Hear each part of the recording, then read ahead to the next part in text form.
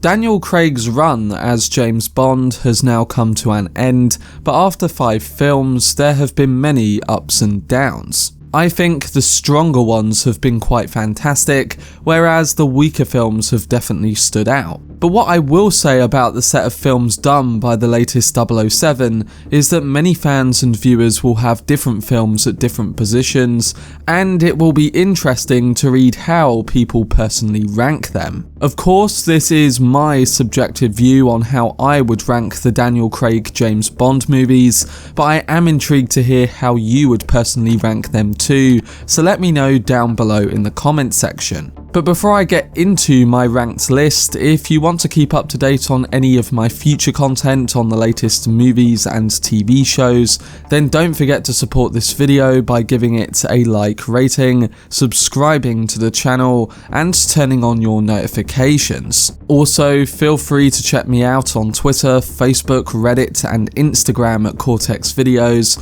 which is all linked in the description below. But without further ado, let's dive into my ranked list of every Daniel Craig James Bond film.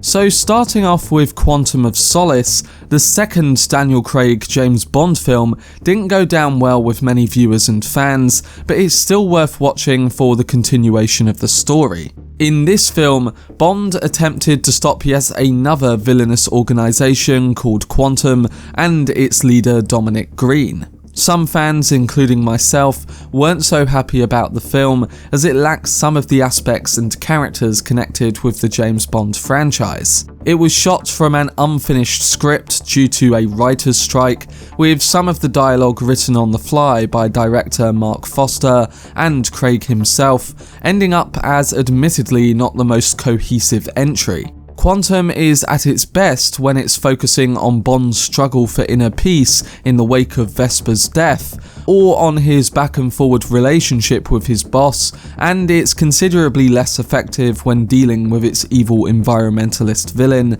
or stumbling through overly edited action set pieces. It's filled with product placement, and its plot is messy, all leading to a story that plays out and makes for a disjointed entry that's ultimately lacking in multiple areas. However, there are some things to like about Quantum of Solace, such as Craig doing a good job as an emotionally wounded, revenge-thirsty Bond, and Judi Dench's M delivering a performance that acts as the moral counterpoint to Craig's Spy. As the shortest Bond movie ever made, and as a result of the previously mentioned writer's strike, there's also a distinct but welcome lack of filler and exposition. Quantum of Solace may have suffered from certain events, as well as being the follow-up to the brilliant Casino Royale, but it loses focus in regards to the thrilling capabilities of a Bond film. They are supposed to be enjoyable, and ultimately, Quantum of Solace doesn't hit the mark.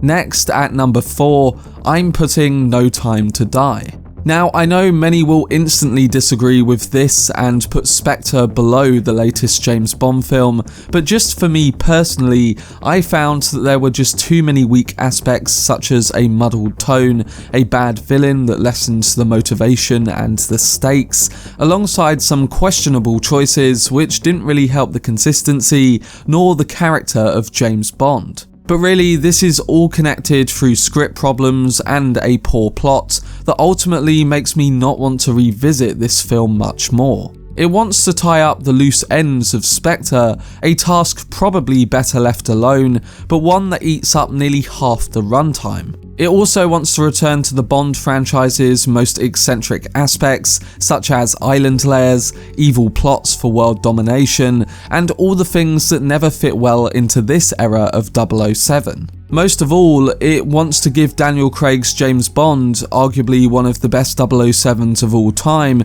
and certainly the most dynamic, a proper send-off, something it achieves once it has the sense to get out of its own way. Elsewhere, Rami Malek is a disappointing villain, fitted with a COVID-esque plot that feels both poorly timed and regressive, and Lashana Lynch's much buzzed about new 007 isn't really given much to do other than claim her position as 007 before giving it back, ultimately seeming pointless. The Craig era ends with a solid goodbye to its star, sure, but it also ends with one of his most bloated adventures. Like I said in my review, there are some really great things about this film, such as the production, the action, the cinematography, Hans Zimmer's music, and the first 20 minutes, which really started strong. But the issues they had with rewrites of the script really shine through in the second and third act, and it makes the twists and choices feel like a Last Jedi-esque attempt at shocking the audience. It also doesn't put the future of James Bond as a character in a great situation, but again, I did really like the emotional aspect as I mentioned before. I may change my mind if I watch it again at some point and really enjoy it, but after my disappointment when watching the film last week, it honestly didn't urge me to want to revisit this story. We'll see, but again, I know many people will disagree and that's completely fine.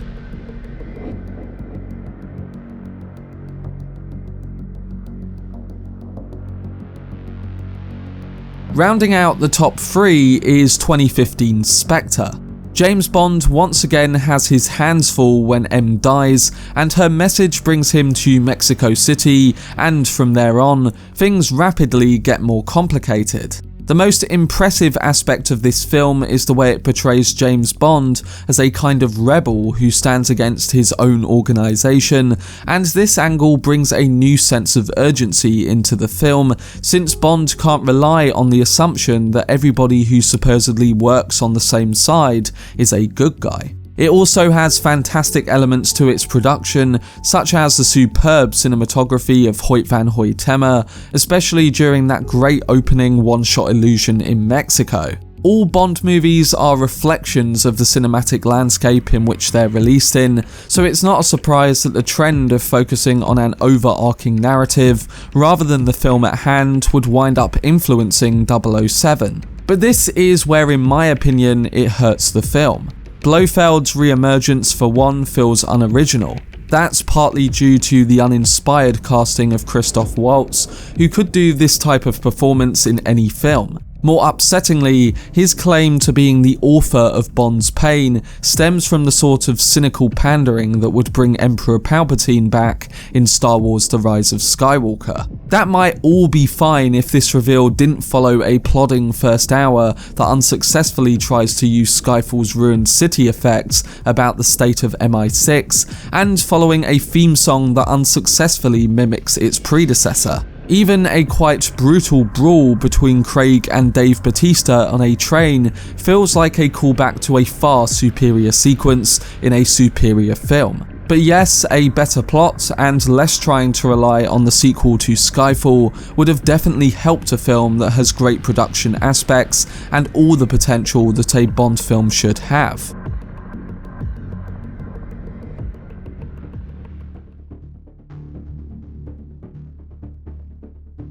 Just missing out on the top spot is 2012's Skyfall. The James Bond series has always been about aging, but until Skyfall it was never really acknowledged. That's a valid question to ask after 50 years of movies, but director Sam Mendes manages to answer it successfully. This is the rarest of things, a well-made, thoughtful and gorgeous-looking action film thanks to Roger Deakins, one that boils the entire series down to its simplest pieces of iconography, trusting its emotional centre to what has been its most dynamic relationship for a while now. And this is the relationship between James Bond and M. Craig's Bond and Dench's M turns in awards-worthy work, as does Javier Bardem as Silver, the cyber-terrorist who would sow the seeds of distrust in M for Bond. Skyfall is the complete package, a satisfying mixture of the old and the new,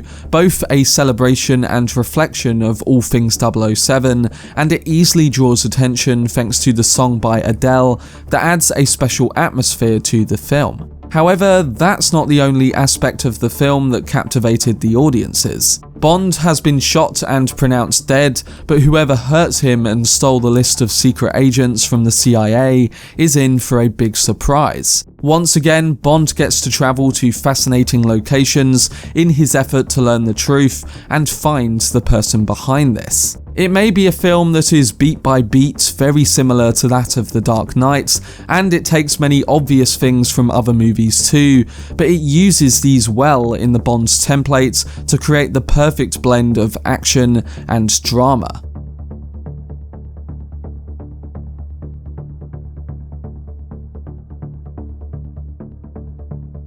At the number 1 spot is the film that reinvigorated Bond for the modern era, and it's one of the best films of the early 2000s. One of the many pleasures of a Bond rewatch is to experience the effect of how much of a pivot Casino Royale was for the series. It's one of the finest films the series has experienced since the Connery era. There was much resistance to Daniel Craig's casting in the beginning, from his blonde hair and blue eyes to his gruff and brooding demeanour. His Bond is without a doubt a gorilla of a man, leaping off scaffolding and propelling himself up to continue fighting, but the first hour embraces this fully with the kind of scrappy and brutal action beats, no doubt inspired by Jason Bourne, that simply doesn't come along that much in studio films with this kind of budget. By the time he's taken to the poker table, viewers are primed for a total reinvention, and one that seamlessly melds traditional Bond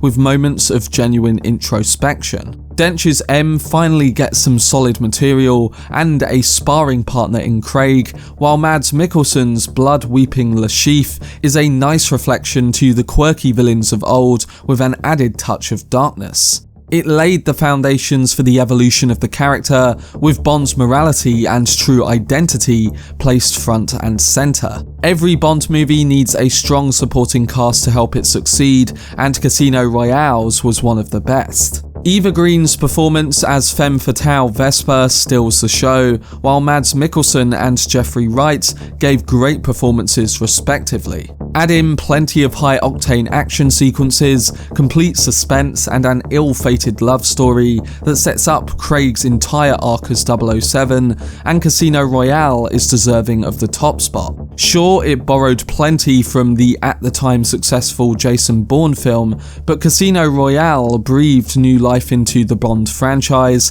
when some had considered its best days were behind it.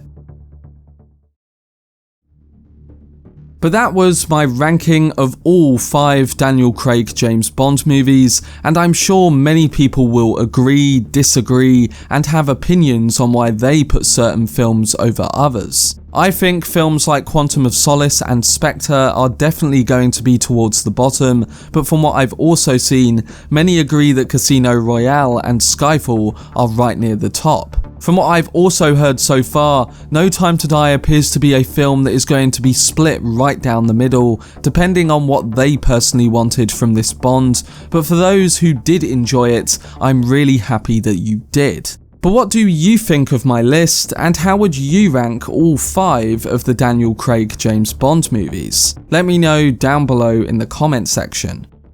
For more breakdown videos on upcoming films and TV shows, then subscribe to the channel and turn on your notifications. Also, if you enjoyed this video, remember to leave a like rating and follow me on social media via the links in the description. But anyway, I hope you guys enjoyed it. I've been Cortex, and as always, make some noise.